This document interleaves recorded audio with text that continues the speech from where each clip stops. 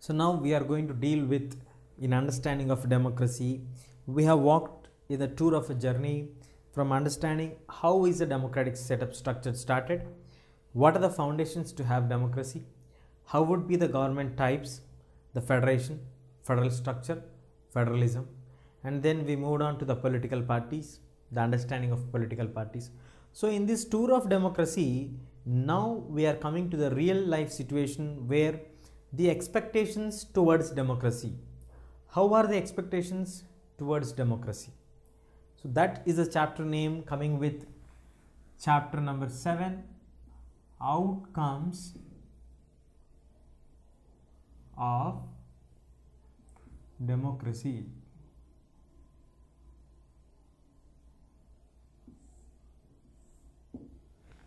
So when it comes to the outcomes of democracy, how can you say that these will be the outcomes of democracy or that will be the outcomes of democracy? When we were discussing about the number of countries which have opted for democracy, that was nearly 100 countries in the past 50 years have turned towards in the favor of democracy. So the 20th century, the best form of democracy, the best form of government in literal terms is democracy. So democracy is considered as the best form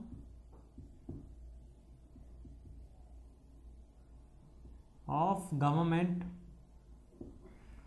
of 20th century. So this is the major outcome of the situation. But now, why did people have chosen democracy to be the best form of government of the 20th century or the 21st century? Because most of the countries have experienced in the 20th century the form of government that is dictatorship.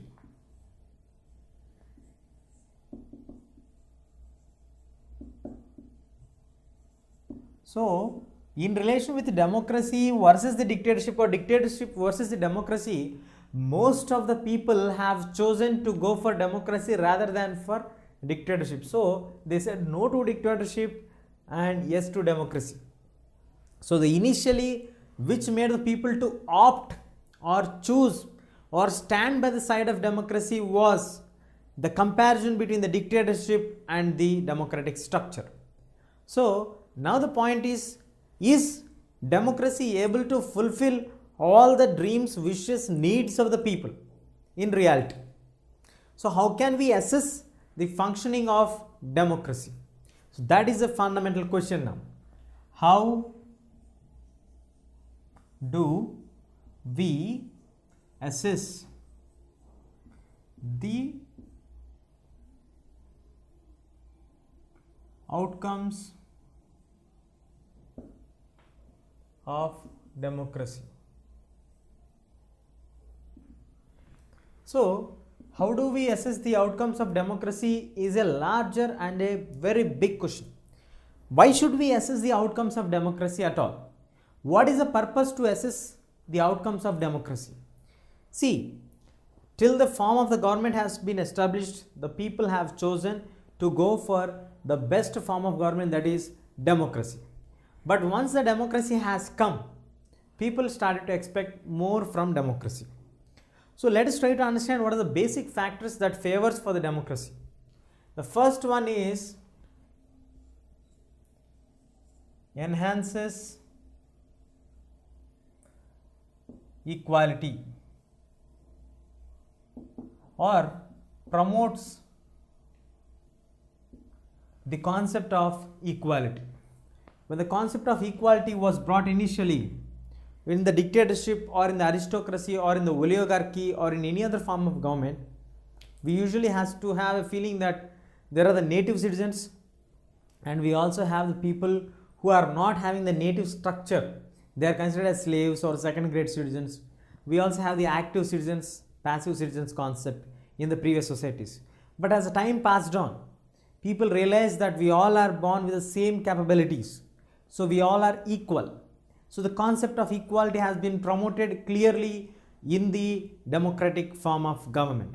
So that is a basic form which added flavor to make democracy a really interesting and compulsory for the people for the modern generations. The next one is the concept of dignity.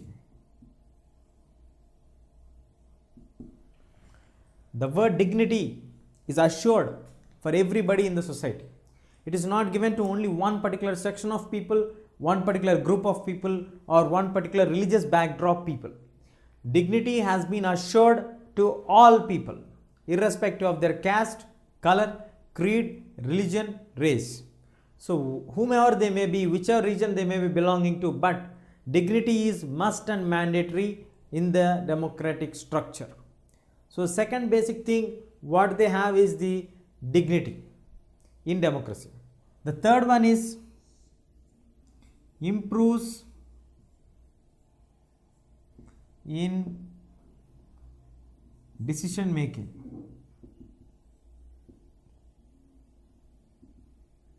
In regards to quality.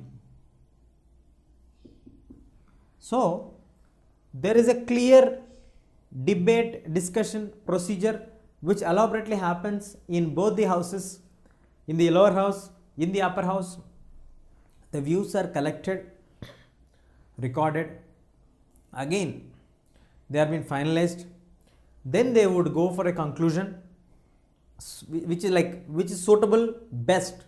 So the best one will be picked up. So while the decision has been taken, a deliberate and detailed procedure has been followed, which makes it very clear to all the people that this is a major outcome of the debates and the government has chosen to opt for this kind of changes. In this way, it is giving clarity for all the people of what they are happening. So it brings out the quality output on the decision making. So the third major point is the quality output of decision making, and then it also have the methods to resolve the conflicts.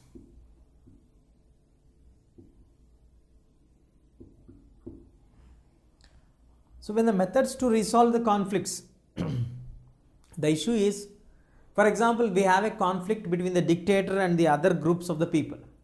It would end up by finishing up the enmity group by the dictator's army or the personals. But in democracy, you can have the people together with the opposite views. The point is here, people may be having different views on the same issue, but ultimately we all are the human beings and share the same planet. So we need to understand that people with different views and different ideologies also share the same planet. So we all are different in our views, in our ideologies, but ultimately we all are human beings. In democracy, the opportunity is given for the people to express their dissatisfaction and dissent openly, and it can also be addressed if it is a serious concern. It's not only the majority people who decide what has to be done.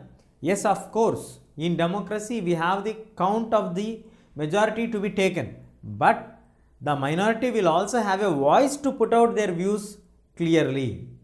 So that is the reason why democracy has also been opted, because it provides a method to resolve the conflicts, how to solve the conflicts. And the last but not the least,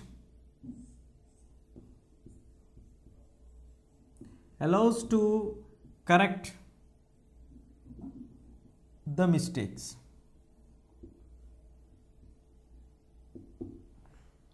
In case government knowingly or unknowingly, if it does any kind of mistakes or without the proper understanding of the concept, if it goes to anything wrong, they can immediately correct it. How can they immediately correct it? How would they know, like, even after following a deliberate procedure and all? The opposition parties will be there to put out their views, putting out the pressure on the government to modify which is against the interest of the people. So when these kind of views are brought up to the notice of the existing party, would obviously get a chance to rethink on what was the policy that was framed. Is it really affecting the community of the people or the section of the people so seriously? Are we going aside from the regular track of welfare of the society? These all questions can be addressed and can do the necessary changes whenever they need. So this kind of all these things have added and made democracy the best form of government of the modern century and made best when in comparative with the dictatorship. But do we really feel that democracy is really practically applicable and does all these things? We fall into a dilemma. We have certain consumptions or we have certain assumptions like democracy is good in principle but not in practice. So this is a state of dilemma. A dilemma means a situation where you have the doubt on what you are doing. You can't judge yourself like either this side is right or the other side is right. So now when we take out the fundamental point here, like democracy is good in principle but not in practice. Democracy is good in principle in the sense it provides a chance of promoting equality, enhancing the dignities, improving in decision making, provides methods to resolve the conflicts and allows to correct the mistakes and all these things. But in actual practice, is the democratic governments or are the democratic governments really able to do these kind of things reality in the real world, in the real time situations? Do they really have the time to assess all these things? Do they really follow all these things criteria whenever they are doing? Are the things going on very clear or not? So these kind of dilemma questions are there.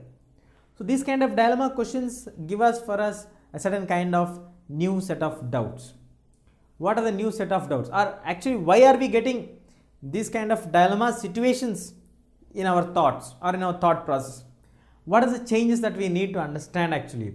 The first point what we need to understand is that we all are fans. Most of the people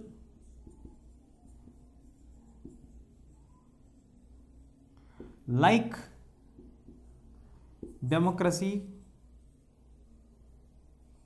and fascinated about this.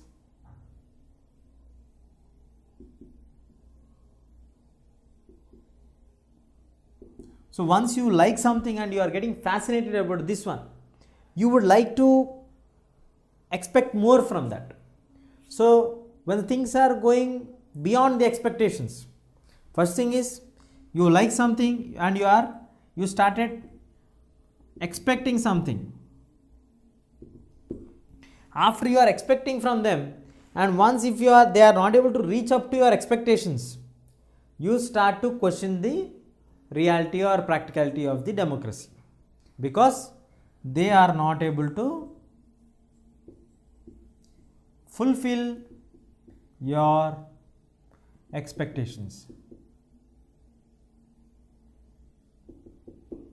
They are not able to fulfill your expectations.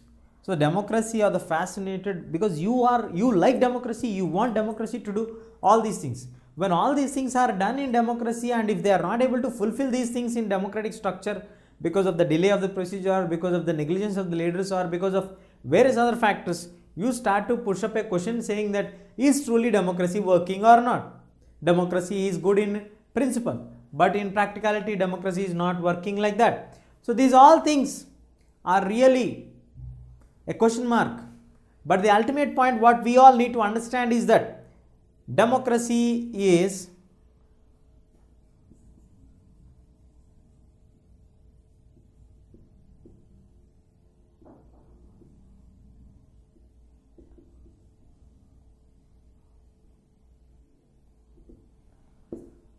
the democracy is also a form of government, that's all.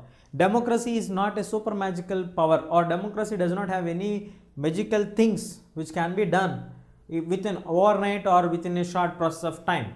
Democracy is a form of government which we have chosen when in comparative with the dictatorship. So democracy cannot do everything always on a single slot. It takes time, and the day by day expectations of democracy are increasing rapidly overnight and overnight. So things are going on severely ahead than the democratic achievements. See, when we talk about the things of democracy, we all like democracy, we all want democracy to be very effective. When we talk about the democracy to be very effective, the things are like this. You want everything to be done in the best. But actually democracy is also a form of government. There are certain restrictions, there are certain implications for that also. Only certain things can be done in democratic setup also. Democracy is not the dictatorship. Dictatorship can do whatever he wants, but democracy has to address all voices and try to pacify all the sections of the people. So we need to remember and we need to recognize the fact that democracy is also a form of government only. It is not something superficial or supernatural thing which can do everything with a magical wand. So the fundamental point is democracy is also a form of government. So in this point of session we have discussed about why democracy has been chosen as the best form of government, what are the basic things that democracy brings it itself to be different from dictatorship. One is like it enhances or increases or promotes the equality. It also enhances the dignity of every individual, improves in decision making, the quality of the decision making, methods to resolve the conflicts. It provides a room to resolve the conflicts. It also provides the opportunity to correct the mistakes if anything are done. But democracy has a question of dilemma, like does democracy is good in principle but not in practice? These kind of questions pop up in our brains because we all like democracy, we all are fascinated with democracy, but the actual fact is that democracy is also a just form of government. It is not a magical wand or some superficial power which can do all things in a wonderfully well-mannered way. We are the people who have chosen the government. So the people those who are in democracy are also human beings. So we need to get the reaction from the overall sections of the people. It's not only the government that can do everything. So now, in the process of understanding the democratic structures and the governments, let us try to put certain words and justify them whether they are applicable to the democratic governments or not.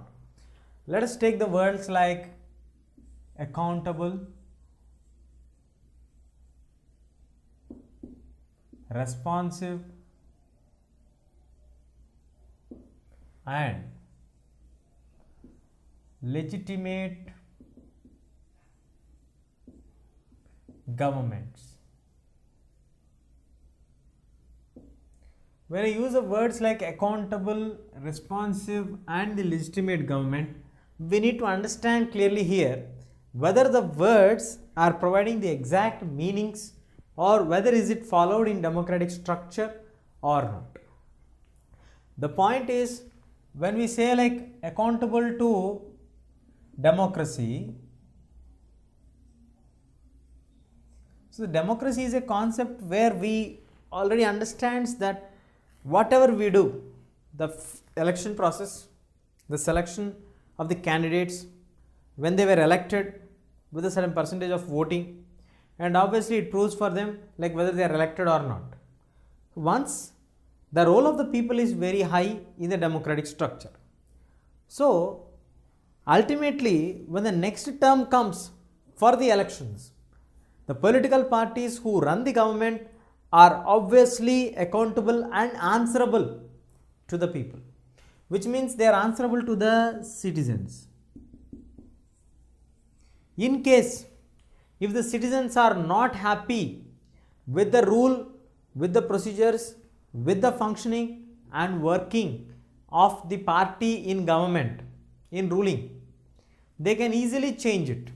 So ultimately the people are the key power shareholders who decide the future of the political parties. So political parties are in the ruling party or in the opposition party do need to get access to the people and explain their policies, programs, everything.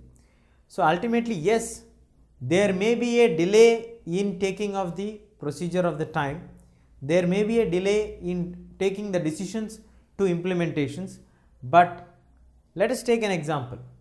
If the decisions are taken fast by the government and which are creating or generating problems for the people, it would bring lots of trouble for the people in the day-to-day scenario. Instead of that, a delayed and detailed structure which may be delayed for some time, but has a clear understanding of what would be the consequences of this one, what would be the negative effects of this one, what would be the ultimate thing that may happen if this kind of decisions are taken, that would be discussed deliberately in the issue, and after explicitly it is analyzed, then the government would take the initiative to take certain action against any policy or introduce any laws.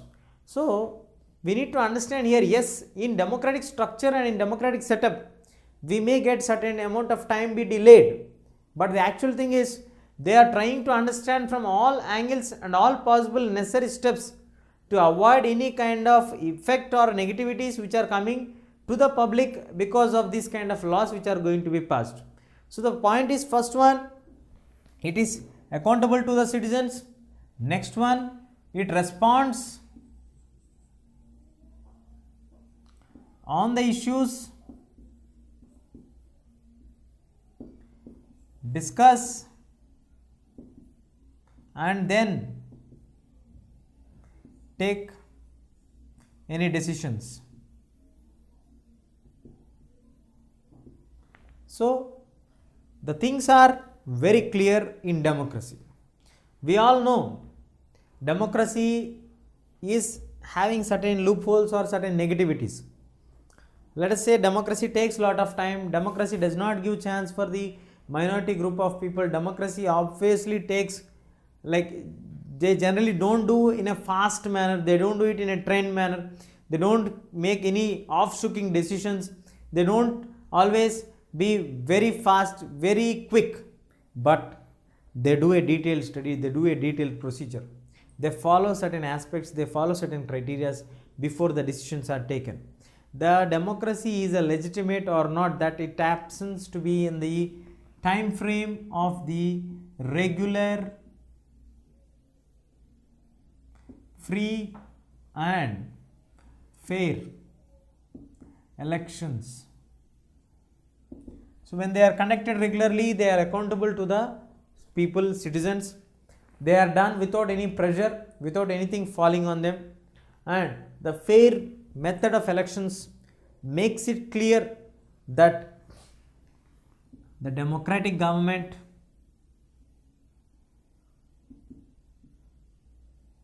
are more accountable, responsive, and the legitimate things. And we also need to understand, the point is that there is no sharing of information from the democratic governments to the people. That is a key point which we need to understand. No sharing of information to the public. When there is no sharing of information to the public, which means that in democracy you don't get the channel to discuss everything openly with everybody, or government do not put everything for the open debates and discuss and then take the decisions. So the no sharing of information to the public means here the government do not discuss everything elaborately with the public and then take the decisions. Then it would be a lot of misunderstandings and it would create a lot of problems for the people also. It would lead us to a state of confusion where nobody knows what is right and what is wrong, what to be done and what not to be done. So when the sharing of information when it's compared to the dictatorship form of government or any other form of government, it is far better when compared to the other forms of government. And in case if any citizen, he or she has a doubt whether the detailed procedure of structure has been followed before the decision is taken or not, he can find out in an elaborate manner and if necessary bring it to the notice of the government why these steps are not assured, why these deliberations are not taken place, why these issues are not been covered in your deliberate discussions. So in this way the people are well connected with the democracy. People know what does a democracy do. Yes, we have a common evil, corruption.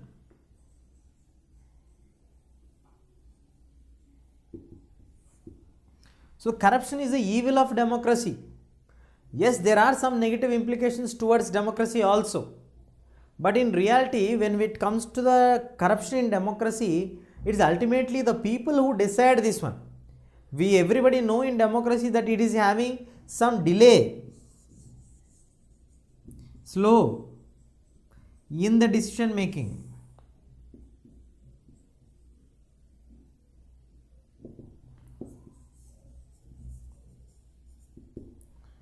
So in democracy we have certain steps, certain deliberative methods, certain kind of criteria which need to be understood carefully, then only you can jump to any conclusion.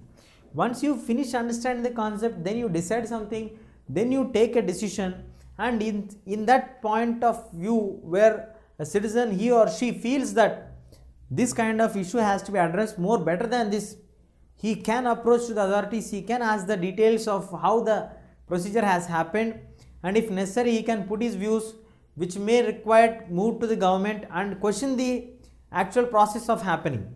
So like this the modifications are also can be done. So yes, it takes time, it is delayed, but democracy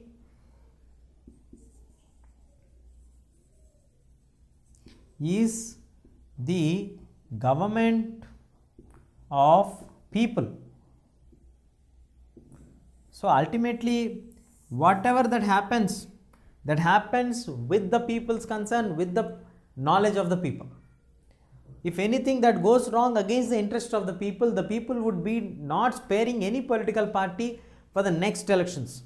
So it's very clear that they understand this one, and the democracy itself creates its own fans, its own fanatic people who like democracy so much because of the way it works, the way it takes the decisions, the way it follows the procedural methods. So things when are going in this way, people obviously become great fans of them, and democracy itself creates its own positive outlook in the people. That's the major achievement of democracy. So when we discuss about the democracy, as we have discussed that democracy is accountable, democracy is responsive, democracy is a legitimate form of government. Now let us try to focus on some more things which makes democracy distinguished from the dictatorship. So the other major form is like economic growth.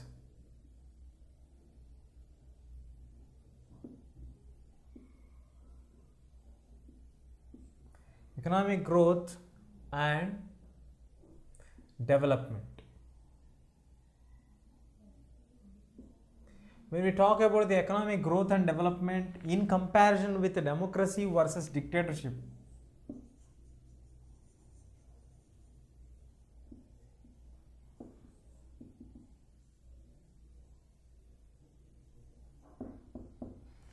democracy versus dictatorship, from the past 50 years, let us take from 1950 to 2000,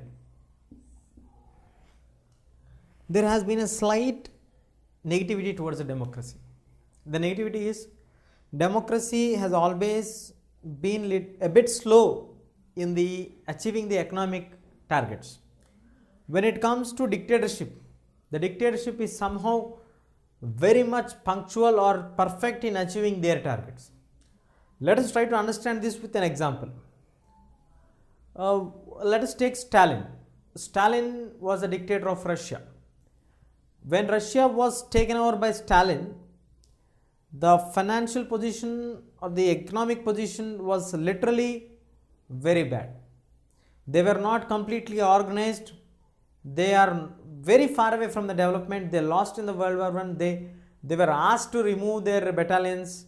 So it was literally really a bad picture of face of Russia. But when he took the dictatorship and he forced the people to follow the collective farming and made them to understand or forced them to understand the reality of working together. After a span of some 20 years, if you look at the same Russia, Russia became the dominant player in the Second World War.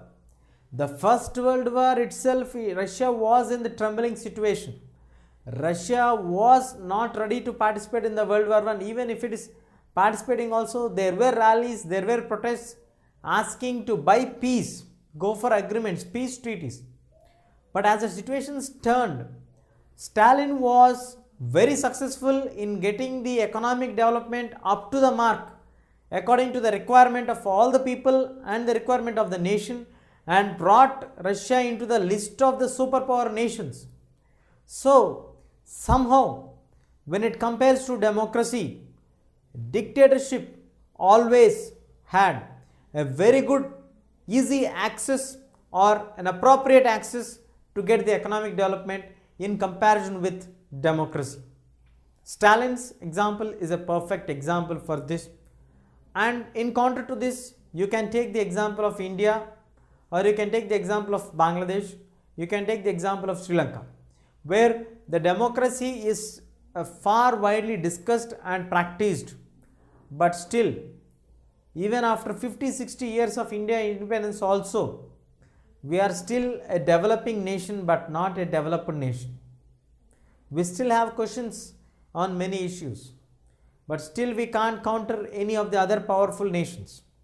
So, there is a slight negativity when it compares to the development of economic growth in respective with the democratic nature and the dictatorship attitude.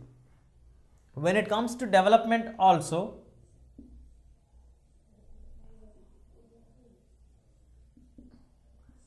economic growth literally means development. Development means that growth. So, the development is expected to have in a larger scale. So, when a democratic country is developing, it is developing in a very slow and steady process. When a dictator is developing the country, it is developing in a very fast and rapid manner. Let us take the example of Hitler here. Hitler, from a situation where Germany was in a very troublesome situation, where they faced a lot of problems, where they have to face the severe effect of the economic crisis or the economic depression which came in 1929. But ultimately, the problem came for that when Hitler took over the leadership, he brought some economic changes, he forced the people to follow them, he made it mandatory to everybody to do the things, and he was, in a short span of 10 years, in a decade, he changed the entire outlook of the Germany. Again, Germany is ready to fight the Second World War. So, in actual terms, he was the main cause for the Second World War, as we all know that. So, in this way, when it is compared to economic development and growth, it is the dictators who had a very slighter edge when compared to democracy. And the next aspect, when we see, let us take the next aspect, reduction of inequalities and poverty. The reduction of inequalities and poverty. The inequalities, let us take, we have three basic divisions in the society: rich, middle class, poor. Rich class, middle class, poor class. When the dictators or many other forms of governments like the communist governments or any other governments, there was a chance, there was a possibility of the people from the category of the middle class to jump into the middle class and then to the rich class. May not be completely into the rich class, but most of the people from the poor class were able to at least manage to jump into the middle class. And in middle class, we got the two major divisions again: high middle class, low middle class. So, at least from the poor class, they moved on to the lower middle class rather than to the higher middle class. But when it comes to democracy, even after 50-60 years of turning up of India to be a democratic country, still there are lot of inequalities. There is a lot of inequality between the people. There is a clear division between the rich and the poor. In economical terms, we do call this one as haves and have-nots. These haves and have-nots have made it very clear according to the situation what has to be done, what should not be done. So, And when we talk about the word called poverty, this concept of poverty has been expanding only because of democracy. Because in democracy, the interests of the people are the major issue or major concern for the governments. But in practicality, when we discuss about the functioning of the democracy or when we analyze about the situations, we get to know that government's efforts are very less or very few in order to eliminate the poverty or to reduce the inequality. Sometimes really we feel very bad for the people, those who are coming under the poor class category, where they find it very difficult to buy the basic amenities. They also find it really very tough to fulfill their basic things, food, clothing and shelter. So somehow it is really very tough when in comparison with the dictatorship, when it compares with the terms, figures, economic growth, development, reduction of inequalities, poverty. In these aspects, when you compare truly, dictatorships have shown some positive results in terms of democracy. But democracy also have some positive assets. The positive assets are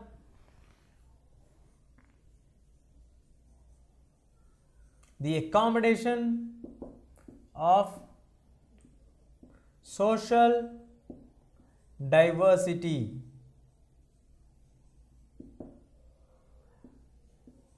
So when it compares to the first point and the second point, there are points which are in the favor of dictatorship, slightly leaning towards dictatorship. But when it comes to the concept of accommodation of the social diversity, here no form of government can accommodate all the groups and make them to live peacefully. But in most of the dictatorship cases, the situations turn to be like this. The dictators would either take a blind eye or a deaf ear towards the conflicts between the groups, or they would like to pressurize the minority group to go to compromise with the majority group. So the situations are a bit reverse in democracy. In democracy, you have a choice to accommodate everything. Yes, in democracy we have the concept of rule of majority. When I say rule of majority, I am not talking about the actual rule of majority what we are discussing when the election process is going on. When see the rule of majority or minority, people may have the change of the differences of the opinions. Sometimes some issues, some people may feel it's right, but the other time they may feel it's wrong. So the majority and the minority game is not a permanent game. The people vary from minority to majority and majority to minority. It is not compulsory the same section of the majority group people do always remain in the majority group. They sometimes move to the minority section, sometimes jump from the minority to the majority. So it's not leaving aside somebody and moving ahead. Democracy always try to address all the concerns of all the citizens.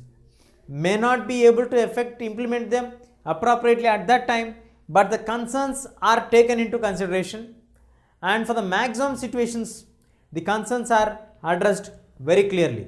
But when it comes to the dictatorship, in the dictatorship or in any other form of government, the people, those who are having any kind of social disparities or any kind of differences, any kind of issues, any kind of conflicts, these people do not have any choice to do other than to go for compromise or to be silent.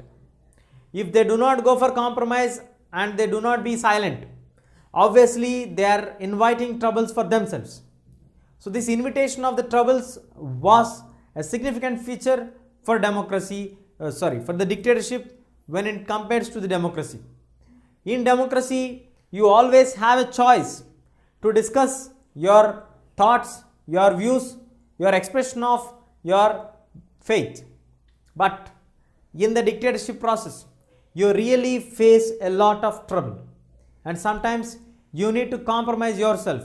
When I brought up the examples of Stalin and Hitler, yes, there was a lot of diversity in the population of Russia and in Germany. So in Russia, Stalin forced the people to compulsorily follow the collective farming, while Hitler took up the view of ending up a particular section of people. He targeted the particular section of people. He eliminated them. He kept some concentration camps for them in order to make them away from the society. He killed them literally. But in democracy, you don't find these kind of steps taken by any kind of government or a leader.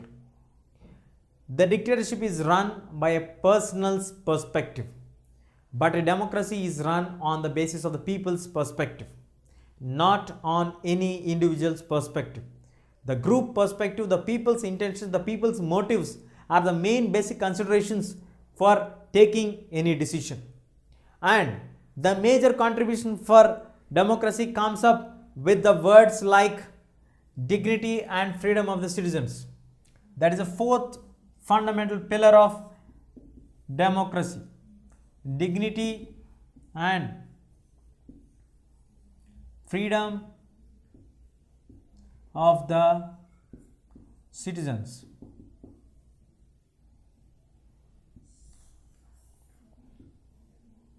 So, the dignity and the freedom of the citizens. Dignity, self-respect. When it comes to democracy, everybody has the opportunity to be equally respected by each other.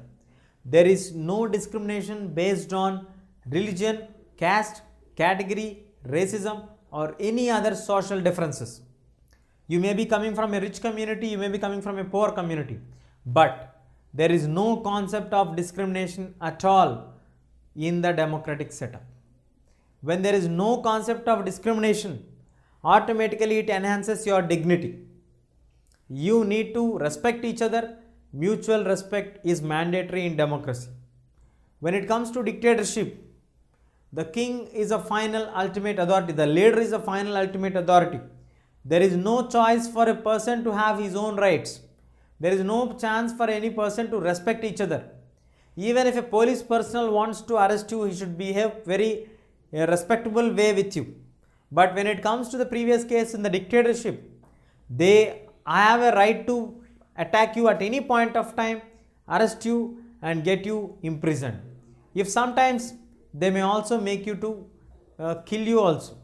So situations are worst when compared to democracy to dictatorship in regards to equality or dignity of the people. And next one is freedom of the citizens. The freedom of the citizens is really kept on a top mark priority in democracy. All the people are made it mandatory to have the right to equality, self-respect, dignity, honor, no concept of discrimination at all, and have complete freedom for all the citizens to do whatever they want unless and until they do not bring any harm for the society in the larger scale. So when it comes to democracy, democracy provides freedom for the people to make the people to grow with the free hand. It provides an opportunity for them to enhance their skills, to learn and understand the democracy properly, to evaluate the democratic structure properly, to participate in democracy, to question democracy, to discuss the policies in democracy, to debate in democracy. These all things brings freedom and equality in citizenship for all the people in democratic structure. But when it comes to dictatorship, there is no concept of freedom there. You are bound to follow the advices or the orders given by the leader. In case you oppose them, you do not follow them, you are going to be in trouble. So, now it's a brief conclusion of this one. We can say that in the four aspects or four different criteria what we have assessed, the democracy in version with the dictatorship, economic growth and development, yes, there is slight inclination towards the dictatorship in the economic growth and development. Democracy has been little bit slow, but not very slow in economic growth. Maybe it takes some more time to accommodate all of them, but there are countries which got well developed because of democracy also. Development has been the key motor force in the democratic setup stage countries. So yes, here you may get slight inclination to dictatorship because the moment of the growth of economic rapidness and development when the dictatorship is going on was really fine when compared to democracy, but democracy is far better than dictatorship. Here we may be a little bit negative to democracy, and then when we talk about the reduction of inequalities and poverty, yes, here somewhere where we completely lag behind in respect to democracy when it is compared to dictatorship, because dictatorship tried all its level best to eliminate the rich class, the middle class, the poor class, the inequalities, the poverties and everything, and the leader has taken the initiative to eliminate all these kinds of things. But when it comes to democracy, in democracy we are a little bit lagging behind on this issue actually, because here somehow we lagged behind and completely we are not aware of what to be done and what are the situations that are going to get provoked, because still we need lot of efforts from the government side to eliminate inequalities in various fields and completely to eradicate poverty. Even today the statistics reveal for us that nearly 30 to 35 crore people are below the poverty line who cannot buy even the basic food material requirements for them. So this is really a very bad phase when it compares to Indian setup. So that has to be addressed seriously. And the positive sides of democracy now. Accommodation of the social diversity. Somewhere it is very far ahead when compared to dictatorship. Here it is only slightly behind. Here somehow it is very lagging behind. But when it comes to the third point, accommodation of the social diversity has been a really true factor of democracy. No system in the world can accommodate all the diversified cultures. But democracy is far better than when compared to all the other cultures or structures of the government, because it can accommodate n number of social diversities with the true possible solutions through deliberations, through negotiations. So somehow when it is compared to dictatorship, democracy is far better when we have the social diversity. And in the modern day, if you observe carefully, there is no society which is homogeneous like in the previous times, because of the international migrations, needs, industrial development, advancements, people started to migrate in search of jobs, in search of various other opportunities for them. Now the societies are complex societies. It is a combination of various other nationals living together. Let us take Hyderabad. Hyderabad is a cosmopolitan city where you have different states, peoples of India staying together, different nationals staying together. So in this way, we have various combinations in every corner of the world. So the best form of government for the modern time is accommodating the social diversity. That is the best one is democracy. When it comes to dictatorship, we can take the example of Hitler, where Hitler has targeted a particular section group and he tried to eliminate them. So when it compares to that, democracy is always ahead in accommodating the social diversity. And coming to the rule of majority. The rule of majority has been a very vital concept which is discussed deliberately in context with democracy. The concept of rule of majority and minority was always misunderstood by the people. The concept of rule of majority is on the issue based, not on the party lines or not on any other lines. It is only truly done on the based on the issue concept. Sometimes the people, those who are in majority in this point, would obviously be aligning to the other side on the other issues. So it's not compulsory that always those who are in majority this time will always remain in this time only, this side only. They may be changing, shift from majority to minority, minority to majority. This is another significant feature of democracy. And the last but not the least, dignity and freedom of the citizens. In dictatorship, you are nothing but a slave for your leader. You are bound to follow the rules and regulations which are laid by your leader. It is a mandatory for you to follow. There is no choice given for you. But democracy tries its level best to assure you, to promote your dignity, to enhance your dignity, to provide you freedom, you as a citizen, to make you sure what you require, what has to be done for you to enjoy the equality of your citizenship. So this is a comparative study where democracy can be understood very well in understanding the basic features of democracy. So in understanding the basic features of democracy, when we discussed about the 4 fundamentals of whether the inequality has been reduced, how far is the economic growth and development, what about the accommodation of the social diversities, what about the dignity and the equality of the citizens. We all know that in most of the countries, the present day world also, the societies are male dominated societies.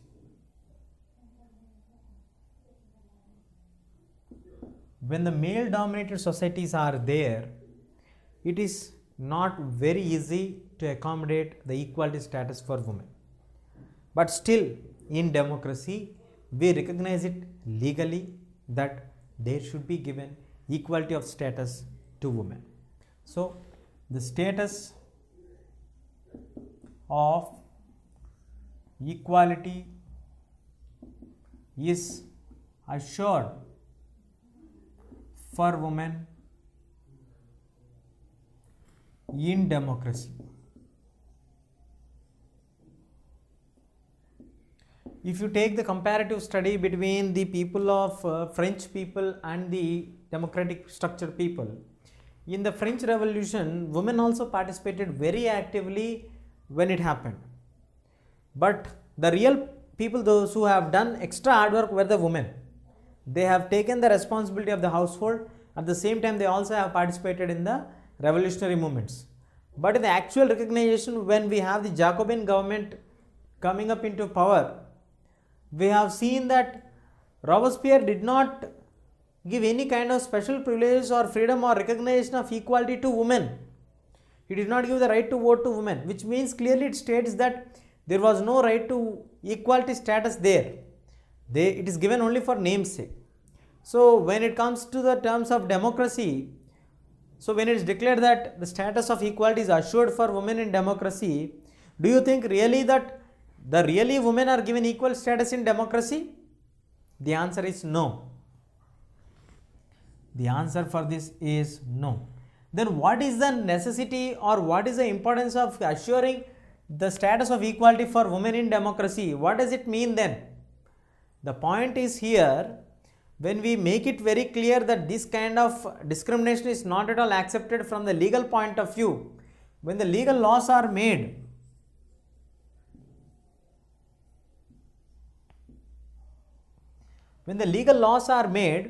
which say that there is no kind of any inequality which is happening in towards the favor of the woman, though in reality the situation, the society may not be accepting that one, because the society is a male dominated patriarchal family system which we have from many generations for us, not only in our country but many of the countries in the world.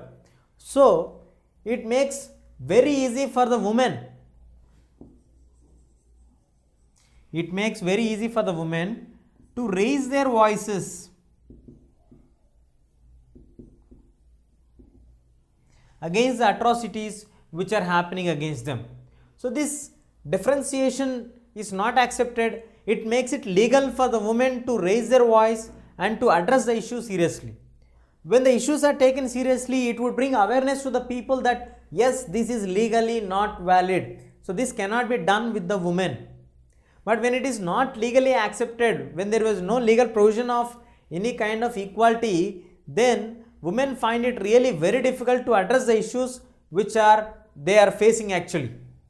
The problem is, when the issue is not at all recognized legally, they have to fight for the legal status and then for the atrocity which happened for them.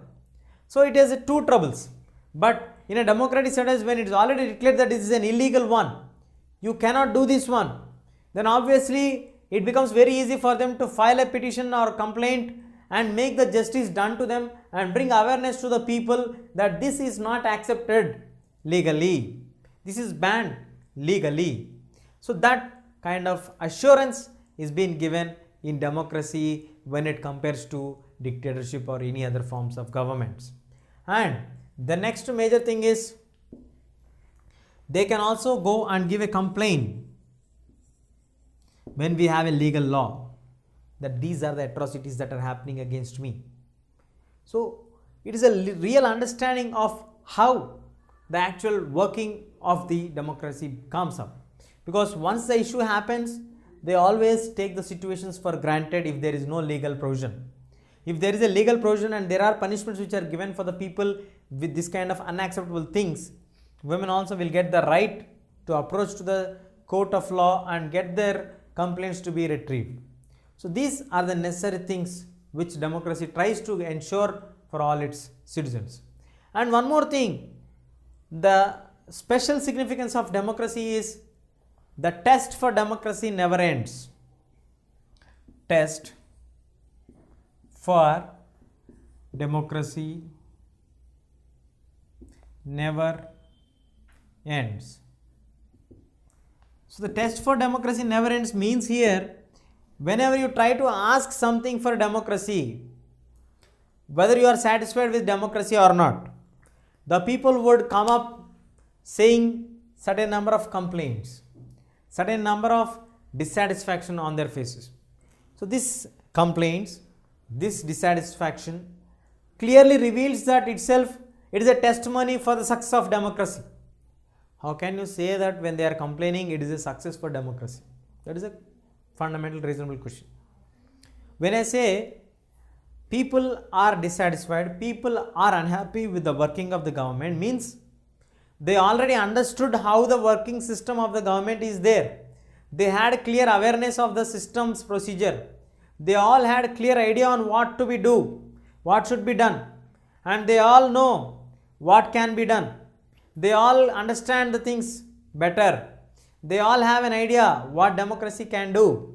So these all things make the people to turn from subjects to citizens. So till now they are just only subjects. They don't understand the actual working or the procedures of the government. Once they understand the actual structures of the democracy, they become the active citizens. They start to question the government working. They start to expect many things from the government. That itself reveals that democracy is creating clear understanding for the people. It is making the people to understand and aware of the working procedure which is happening in respective to democracy. So the subjects, the people till yesterday were the subjects, but once the democratic structure has come, they are turning themselves into an active citizens. So this is an understanding of democracy. So democracy brings a real understanding for the people.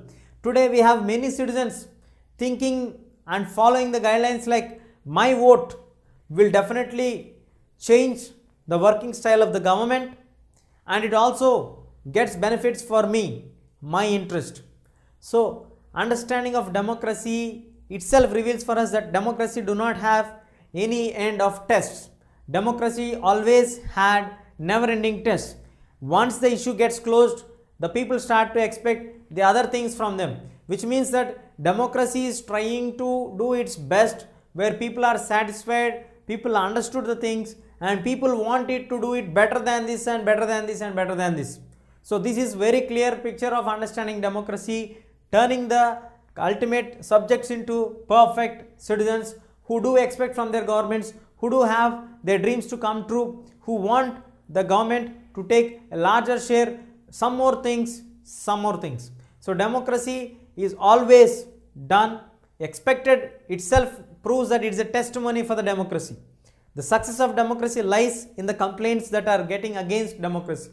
My point is very clear here. Until and unless you don't understand the exact thing what is happening in democracy, you don't go to complain against that. When we have a complaint, when we know that this has to be done the other way, but it has done in the wrong way, then we complain that this is a wrong thing which happened. It is not supposed to be happen like this, which means you know what has to be done. When you know what has to be done, you understood what has to be there. So that is a clarity on democracy. That is the reason why today many of the citizens feel that my vote is count for a government. My vote will get benefits for me. So this is the understanding of democracy, and in this lesson we have clearly understood how is the democratic outcome coming up. How can we justify that? Democracy is accountable, responsive, democracy listens to the concerns of the people, accommodates them, it is a legitimate government. Yes, it had little bit slow in the economic growth and development. It is little bit behind in reducing the inequalities and addressing the issue of poverty. It accommodates the social diversity very well. It ensures equality and dignity for the citizens.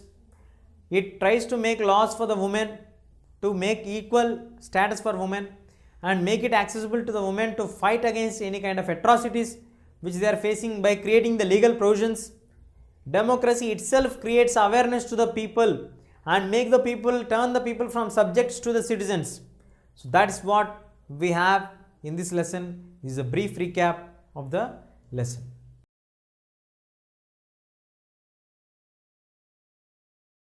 If you like this video, please give a thumbs up. Please subscribe to our channel to get more videos on CBSE syllabus.